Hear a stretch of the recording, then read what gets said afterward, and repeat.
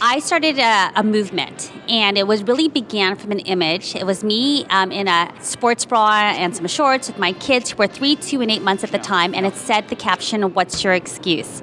And it was pretty powerful. I mean, I knew that it was going to be powerful. I didn't know that it was going to be so controversial. When I first published it, it was pretty awesome. You know, I mean, I kept getting notifications all of a sudden. This is my first experience of having a viral anything online. Yeah. But what was incredible is that I actually responded to the haters. So those of you who have haters, I responded to them a year later, and that's when it went incredibly viral. That's when people said, wow, this person is getting hated on, and she's not even apologizing for it.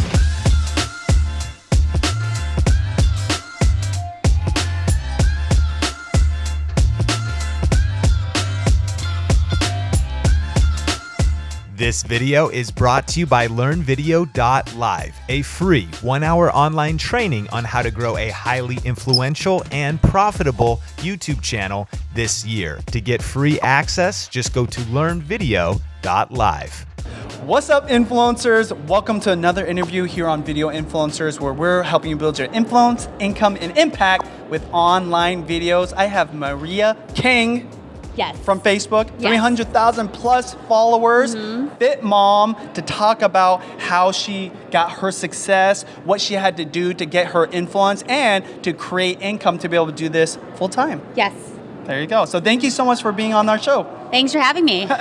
Can you share with our audience that might not know you a little bit about how you got your start, where you get your passion and what you do, and some of the success you've had along the way? Well, you know, I started my first blog in 2005. Wow. Yeah, and I've been consistent on it since then. I mean, it changes ever so often. What matters most is that you're always a little consistent, right?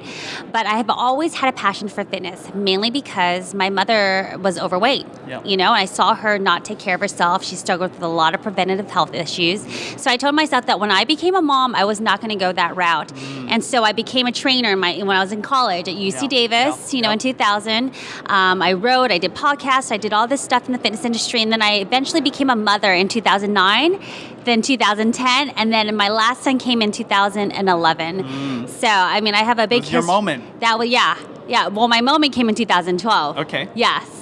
When I created an incredible image, right? Yes. And I love that, you not only talk about like this success you had with this image that went viral, but all the work that went into it beforehand, right? Sure. You're a fitness trainer a long time, and working very hard at that before you ever put up content. Can you talk about how important that was to your success that you're having now?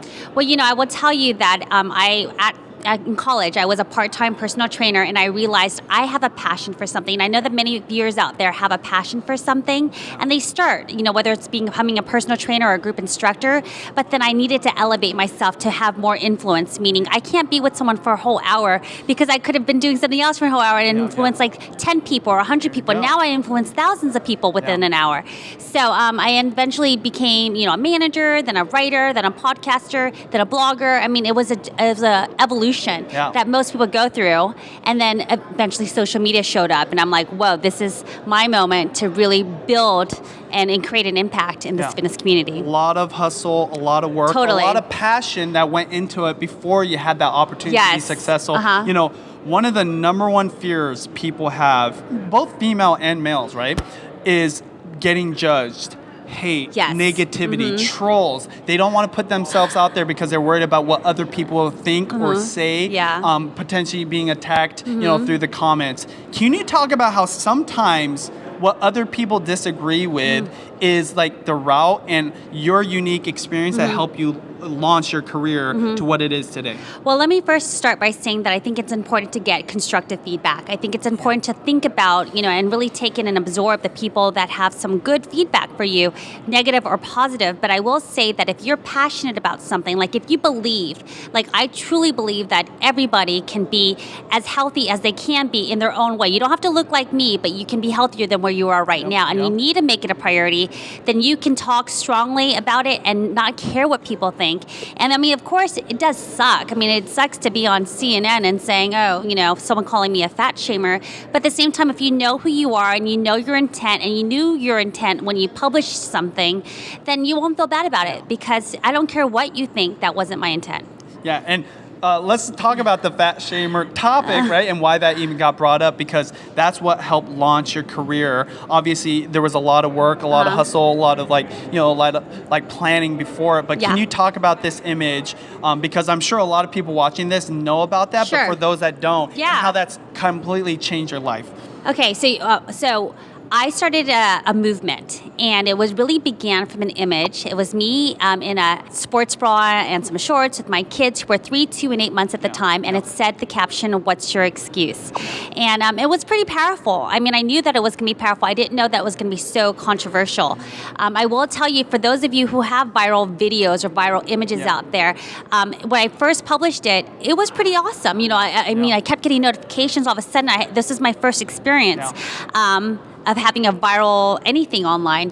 But what was incredible is that I actually responded to the haters. So those of you who have haters, I responded to them a year later, and that's when it went incredibly viral. That's when people said, wow, this person is getting hated on, and she's not even apologizing for it. And a powerful movement, right? Yes. And I think that's what's really important to learn from that experience, is like, take a stance for what you believe in, right? Absolutely. Not everybody's going to agree, but you might actually empower way more people than like create like hate or negativity. And that's what's so important. Like, that's what people forget. Like, initially, especially if you don't have a lot of followers, you don't have your own fan base, it's easy to get attacked and just like take it. But like, the way you create people inspired to follow you and look up to you is do exactly what you did. And can you talk about that? Well, you know, I think that a lot of people really resonated with my desire to not be politically correct. My desire to say, you know what, I know you don't agree with me, but this is what I believe in. Because the truth is, and I can talk forever about fitness because I'm that passionate about it, is that, you know, what I'm saying right now, what I'm standing for is going to make more of a difference in 30 years than what you are saying to me, which is, you know, you're making me feel bad. You know, unfortunately, you got to hear negativity in order to improve, right? So I will tell everyone out there that if you feel like, if you're struggling with publishing, if you're struggling with negative feedback, as long as you feel grounded in what your intent is and what you believe in, it's all totally worth it. And people love that authenticity. Boom. Mic drop moment. Don't drop these though, because they're expensive.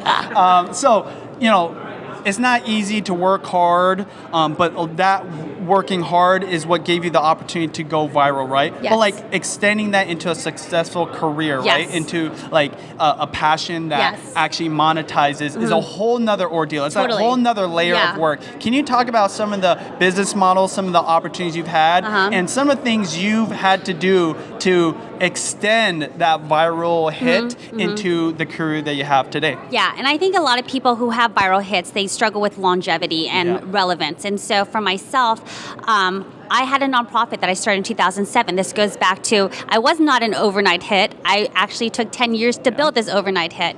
But the way we monetize, especially through the nonprofit, is we have No Excuse Moms. And this is a program that I'm super passionate about.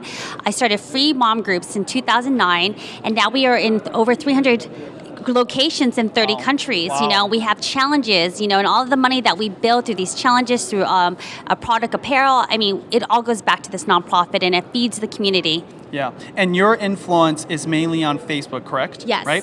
And this is important because, you know, we talk about how YouTube AdSense is not a reliable way to monetize. Well, Facebook really doesn't have a lot of opportunities at all, right? Yeah. So it's so important to be thinking like an entrepreneur. Sure. Because if you want to be a digital influencer, it's not like money just gets sent to your like bank account or you're not going to get a check in the mail. You have to create those opportunities. But it's so powerful once you do have an influence, the kind of income that you can create. Yeah. Is there any like last tips you want to share with our audience who might be getting started, whether being like in the fitness world or just as an influencer in general? Well, number one, in the fitness world, it's really tough. I mean, it's tough in every world, but there's a lot of fitness people out there. There's a lot of fit moms now, you know what I mean? So how do you distinguish yourself? How are you different? How do you bring value? How are you going to serve others? You know, and you don't want to rape yourself in this process either. You know, you want to be you without losing your soul, you know? So don't put a lot of fast shots just because you're going to get a lot of likes, a lot of followers from it. You need content. You need like spirit. You need spirit, but you also need to look at the long game and don't just always look at the short game. So I've always been a long game person. I've got a lot of like secrets up my head of things that I want to accomplish, but I love Facebook. I think Facebook, and I love YouTube too, you guys, okay? But Facebook, I mean, there's a lot of opportunity for live videos, for watch Facebook, for, obviously you can do pictures and share links and all that stuff. But very shareable. Yeah. Very shareable, Very which YouTube shareable. isn't anymore. No, yeah, and same thing with Instagram. You have that issue. Yeah. So you just need to make sure that you are there in all platforms. I mean, Facebook's my biggest platform. However, I'm on Instagram and I'm on Snapchat and I'm keeping it up. I even have a YouTube channel. There you go. Although I don't publish enough on there, but I will. Sweet. Well, thank you so much. We're going to get right into the lightning round.